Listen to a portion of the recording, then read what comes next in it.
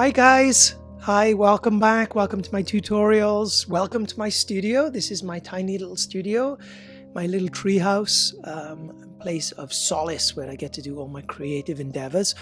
Thanks to you for subscribing to my videos on my channels and helping my career. I am very grateful.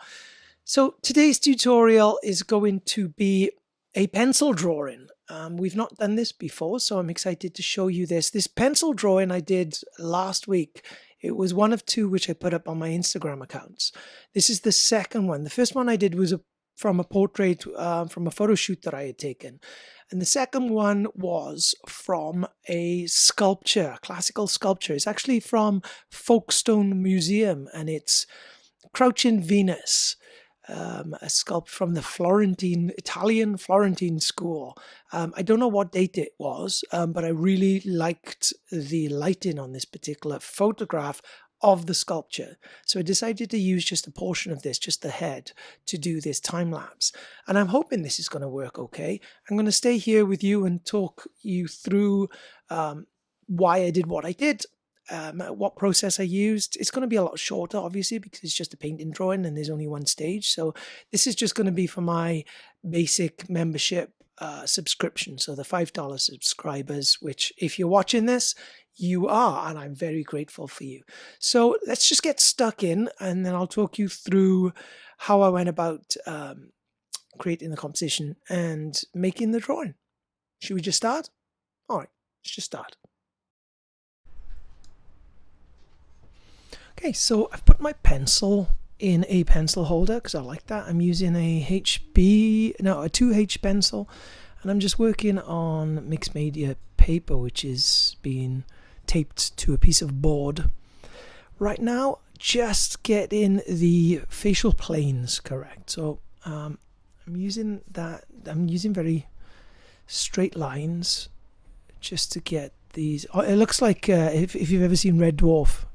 It looks like Crichton from Red Dwarf at this point, because we're just doing planes, really just getting those planes correct, working the nose, all in relation. I mean, I sketched out a rough shape of the head, but usually I go outside of that because I build it up from that center line and from the eyes, trying to get the proportions, just referencing the image and working those areas. Now, the technique I use to make these drawings is use an eraser and to use the graphite pencil together to knock back the lines, bring up the highlights, knock down the shadows, bring up the highlights, repeat, repeat, repeat. So keep doing that until I have a final image.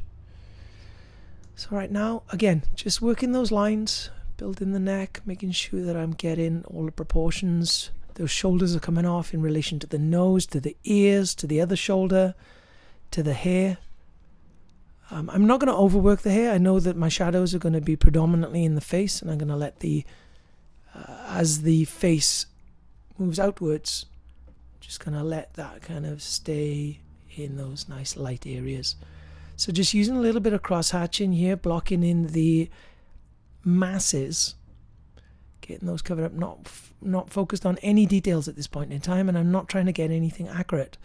I'm just using angular crosshatch to bring out those areas. See, I didn't even work the eye. I know I'll come back and work that eye, but right now, just moving the pencil around, following the contours of those planes that I marked in, and I'll go into detail another time about the proportions of the face, what lines I like to place, and how I build my face. But you can kind of see the process right now. I'm just going to fill in that shadow on the side of the face. Crosshatch. Again. The mouth, it looks like she's extremely happy. My wife pointed that out when I showed her the time-lapse originally. So what I do is I use my fingers. And I'm not trying to blend it in here and a brush. I'm just trying to basically just set that back and blur some of the lines, soften some of those lines so that I can get a little bit more focus on the darker areas and get my values right. So much like a plein air painting, just working on my overall values of the masses right now. no detail, just getting those marks on. I like to use an eraser because I like to work down, as if you've seen any of my paintings, I like to work down in my shadows, up in my highlights, and then work back down the shadows and then up the highlights, and just keep pushing away from the center line. Because if I start too light or if I start too dark and try and work all the way up, I usually get myself lost. So I like to go like this, keeping it in the center. The erasers I use are like pen erasers and also one of the like putty erasers. So I'm just going to blend that in a little bit, blend with my finger, and that's the eraser I use. So I've got a slightly fatter eraser, and I'm using the brush to just almost blow away, like a hairdresser, get rid of some of those bits of rubber. And I'm just going to bring up the highlights so I know what I'm working with. Now, it's not a clean way of doing it, and that's one of those putty rubbers. I started doing this, using this technique with my charcoal drawings when I was in life class here in Woodland Hills. There's a Woodland Hills, I can't remember what it's called. I'll have to look that up. But there used to be a life drawing class that I'd attend, and I started using, charcoal and an eraser to get this technique. And I was curious to see whether or not it would work with graphite on white. So these are really just kind of experiments to see if I could get that eraser. That's a really fine eraser there. Thin, I should say. They're not amazing at lifting all of the graphite out. I mean, it's a lot more effective to lift charcoal off of a grey paper and then bring up my highlights using a white pencil. But I just wanted to give it a try. And I think it's working. So there's a couple of errors I made with this particular drawing, and I wish I could point at it, but I can't. I'm going to have to use my descriptive skills language to say what I want wrong. The eye on the left-hand side is too far out and not high enough. So what I should have done was adhered to a line going across the face and kept that almost like the cross. Do it this way. Let's put that finger in front. I should have stayed with that line and then brought the nose down from that line and then followed it down to the mouth by staggering it back, and I didn't. So I have a lot of difficulty with that eye on the left-hand side, especially that eyelid. It looks like it's chopped off. So there we go. There's me trying to bring that eyelid back using, like a sculptor, really, taking stuff away, maybe adding a little bit back, mostly taking stuff away, and just building up that area, making, because right now I'm not sure where I went wrong. So I'm like, right, it's got to be the eye. The nice thing about these sculptures is that the eyeball is solid. We're not dealing with any reflections in the eye. We're not dealing with pupils and anything like that, and that's kind of why I chose to do a marble sculpture or a stone sculpture like this, because you could just set those eyes back like that, like that, like that. So I wasn't far off, but I definitely could have done better with the eye itself. I started a little bit heavy on the lips, but I eventually get that into place. And, just keeping it nice and loose around the side of the face there by using that eraser again. Every time I brush it with that big soft watercolor brush, it allows me to bring the highlights back out again. Basically, just, softens the whole image, takes all the darks and makes them slightly blended and grey, takes the light areas and makes them blended and grey as well. So I do always, after using the brush, have to go back in with, oh, there's my dog. Oh, you probably didn't see her. I have to go back in with the eraser and bring out that line. Now that lip, the lip on her right-hand side, our left-hand side looking at it, such a strange angle. And you see in the top of the lip, and then you see a little bit of highlight. Because again, it's not flesh, it's stone or marble. So that highlight is a little bit more pronounced than it would be if this was an actual person.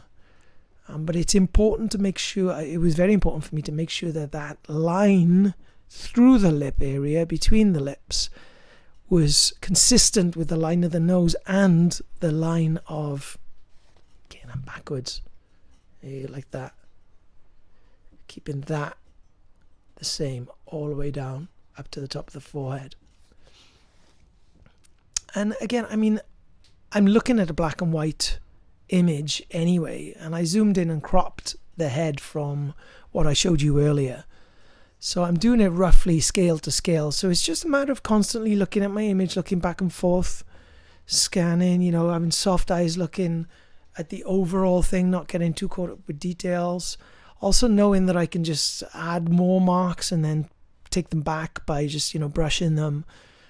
But I think it's a very effective technique, using the brush, using my finger to soften it, using the eraser to bring out those highlights. And again, I'm using, right now I'm not using the 2H with, I don't know why I changed, I don't really know why I changed to that pencil, but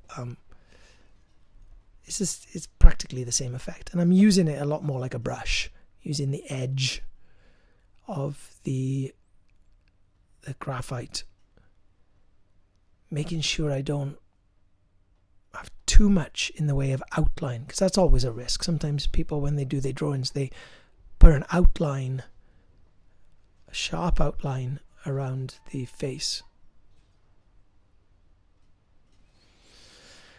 I really wanted a nice soft jawline there, and especially going for that shadowed on the side of the face, making sure that was darker. And then there's an accent light coming up from underneath, so you have almost like that comic book effect with that shadowed on the side of the cheek that ties up with the chin and also goes over to the dimples around the side of the mouth. I just want to make sure I allow the highlighted section of the shoulder and the hair behind her to be visible by actually just making the background slightly darker. And that's pretty much it, you know. That's my graphite drawing, just cleaning up some of the edges there. There's my finished drawing. I mean, this particular drawing maybe took me an hour. As you can see by the size of my hand, is about the same size as my hand. So what's that, like 6-7 inches high? And using just those erasers, a brush, and a 2B pencil. Oops, I think I made a mark there. As you can see, every time I brush, I am able to bring a sharper highlight. So I thought I was done, but I'm working in, just refining the eyes, around the nose, fixing some of those areas, bringing out some of the highlights. Just a matter of looking, just constantly looking at areas, moving around the piece, not getting caught up in any particular area. Now, as I mentioned earlier, I don't want to go too dark all over the piece, but I definitely wanted to make the face, the eyes, the nose and the lips the focus of the drawing. So that's where the most contrast is going to be. Please do me a huge favor. Hit me with some comments if you've got any questions about this particular piece and how I do my drawings. I should probably do the next one in real time. It'll take me a little longer than an hour because I'll be focusing and trying to talk, and I'm just terrible. If you know me, I'm terrible at multitasking. So the next time I do a drawing, maybe it'll be an hour and 30 minutes for my basic level subscription. I'll talk you through it in real time. Well, I hope you enjoyed it. This is my drawing, and yeah, thank you so much. Thanks for being part of my subscription and my membership. Super grateful. All right, cheers. Be safe. Have a wonderful Christmas, and I'll see you next year when everything returns to normal. Okay? Coolio. All right, take care, guys. Thank you. Love you. Bye. Bye. Bye. Bye. Bye. Bye.